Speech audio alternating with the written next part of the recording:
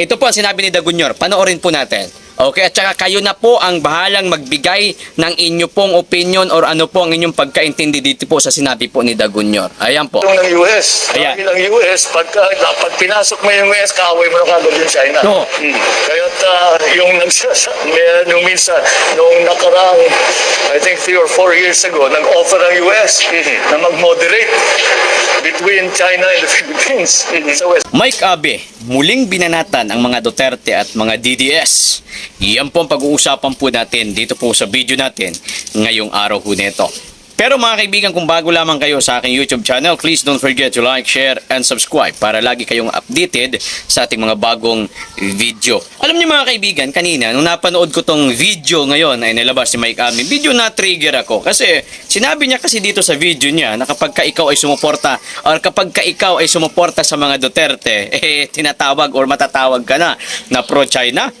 Pero before po natin ipapakita ang video na kung saan hindi dapat si Duterte ang sinisisi dyan sa mga nangyayari sa West Philippines bagkos ang inyong Dagunyor. Ito po mga kaibigan ang naging pahayag ni Mike Abe kanina na kung saan bibigyan po natin ng isang mabigat po na reaksyon. Pakinggan po natin. Okay. Ganun pa man, Okay. alam naman natin po na mga kaibigan na merong mga Pilipinong pro-China. Yes. Yan yung mga identify na supporters, followers, vlogger ng Duterte at Kibuloy Group. Nako. Duterte at Kibuloy Camp, sila po yung pinagdududahan sa aking pananaw at opinion pro-China. Kasi wala talaga tayong narinig sa kanilang grupo, especially ang pamilyang Duterte ng pagkundina at pagmamalasakit tungkol sa ginagawa ng China sa ating resupply ng mga sundalo, Coast Guard, dyan po sa West Philippines. Dahil dyan, asahan na natin, after itong Holy Week, after po nitong mga bakasyong ito, sigurado mag-iingay na naman itong mga pro-China Yes. at kukontrahin ang anumang magiging desisyon ng ating Pangulo. Kaya ngayon pa lang sinasabi ko, kung tayo ay may malasakit sa ating bansa at sa ating gobyerno, suportahan, panindigan kung ano man po ang magiging desisyon ng Pangulo. Hindi man makikipaggera ang ating pamahalaan dahil hindi business ito ng Pilipinas, pero mayroong gagawin. Meron daw gagawin. Para ipakita sa China at sa buong mundo, sobra na, tama na ang karansang nangyayari. Kung yung mga gugunita, 4 o 3 mga Navy ang nasaktan ng bumbahin ng water cannon ng China doon sa ating resupply sa BRP Sierra Madre. Nabasa ng mga salamin. Medyo malupit.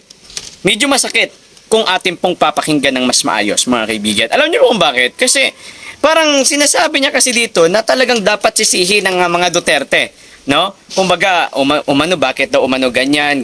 Tapos pati yung mga supporters po ni former President Rodrigo Duterte ay matatawag na pro-China. Alam niyo po, yung issue diyan, Mike Abe, alam niyo dati akala ko talagang magaling ho kayo. Kaso nga lang, 'di ba, si Mike Abe nasa camp yan dati ni Pastor Kibuloy sa SMNI. 'Di ba? Isa yan sa mga angkor ng SMNI, pero yun nga, kaya naman pala medyo meron din pala talaga tong medyo alam niyo na pong ibig kong sabihin, mga kaibigan. Okay? And ang reality po dito, mga kaibigan, hindi naman po talaga dapat ang mga Duterte ang sisihin diyan patungkol sa West Philippines Okay? Dahil nung kasagsagan po ng eleksyon, ito, real talk to nung kasagsagan po ng eleksyon, ito, papakita ko sa inyo, ito po ang sinabi po ni Dagunyor. Ito, panoorin natin to guys, panoorin natin to.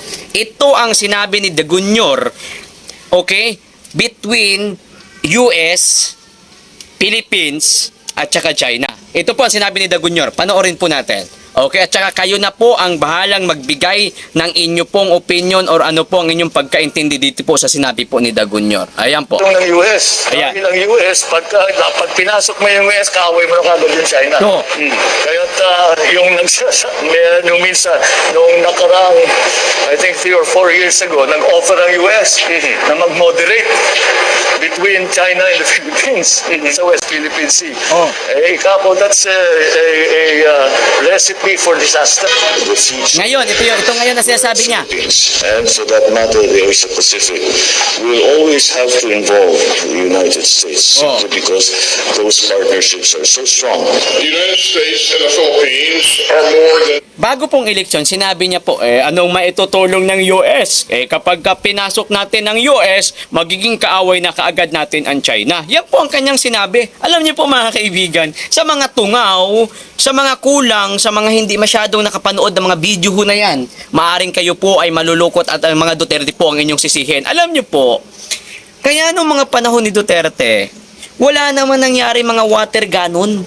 Wala naman nangyaring mga panggigipit dyan sa West Philippine Sea. Alam niyo po kung bakit? Kasi unang-una, maging si Dagunyor, alam niya rin yan, na kapag bigla-bigla tayo naging pro-US, alam niya din ang mangyayari. Ayan o, siya na mismo nagsabi yan bago magkaroon ng eleksyon 2022.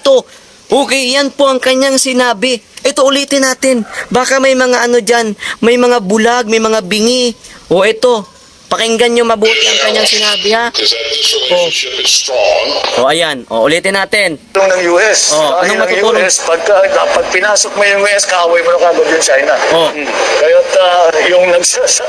yung minsan, nung nakarang, I think 3 or 4 years ago, nag-offer ang US na mag-moderate between China and the Philippines sa West Philippine Sea.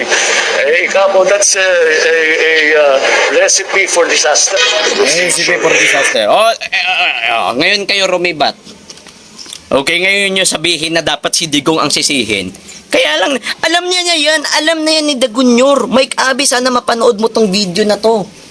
Para ka rin diba? Sana mapanood mo tong video na to, itong video na to na sinabi ni Dagunyor bago pa ang election 2022. Alam niya na rin talaga yan.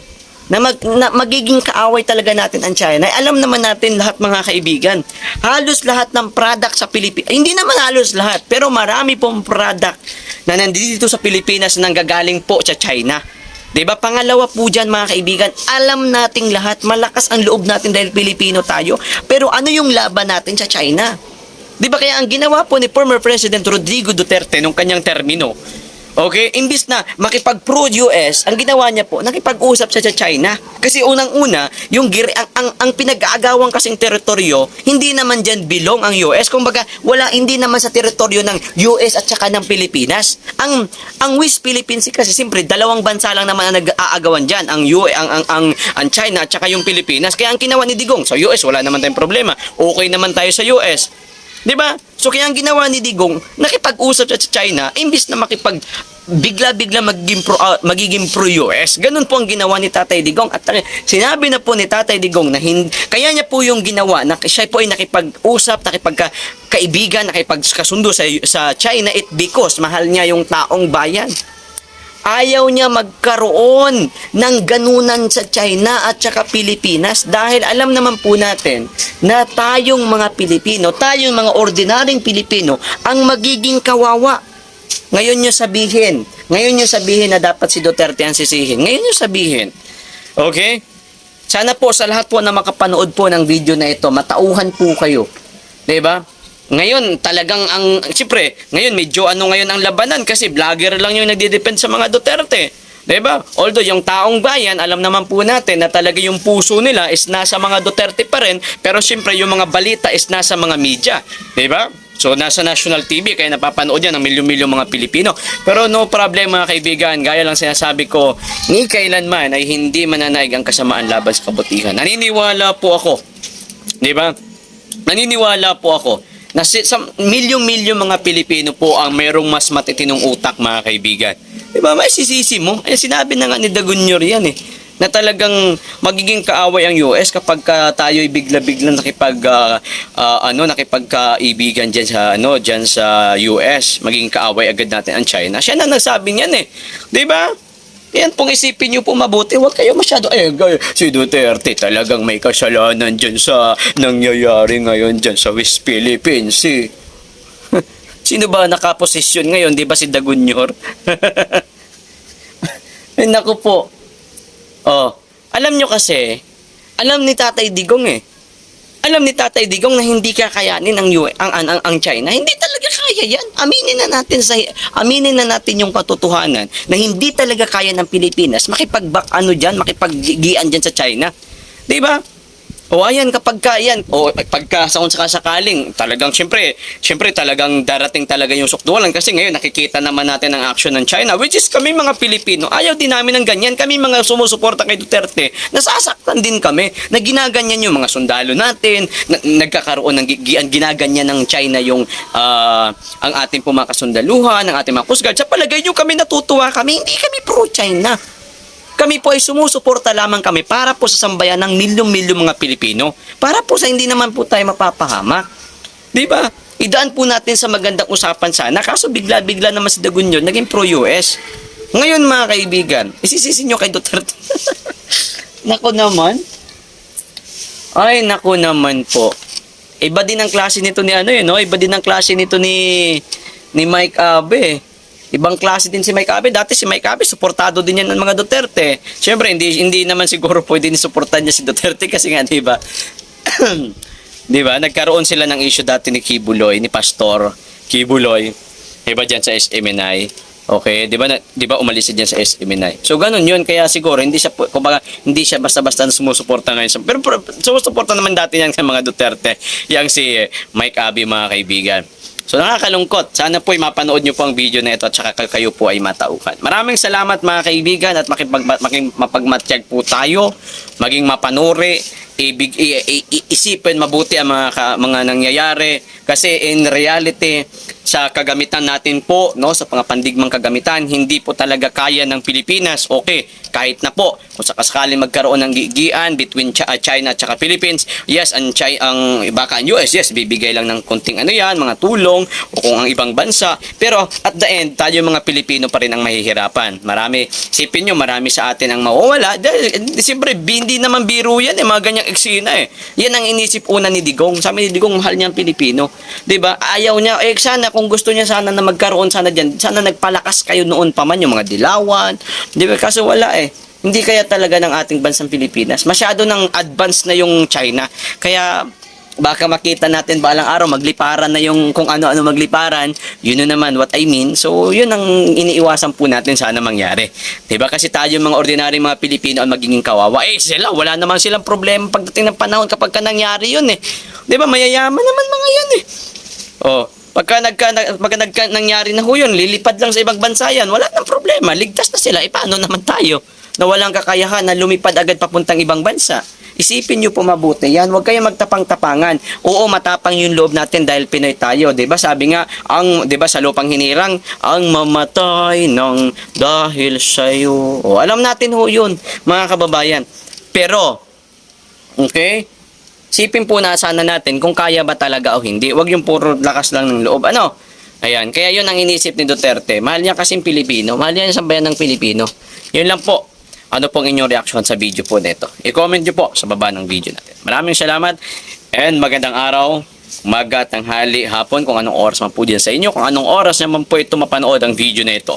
Thank you and kita-kita po tayo sa next video.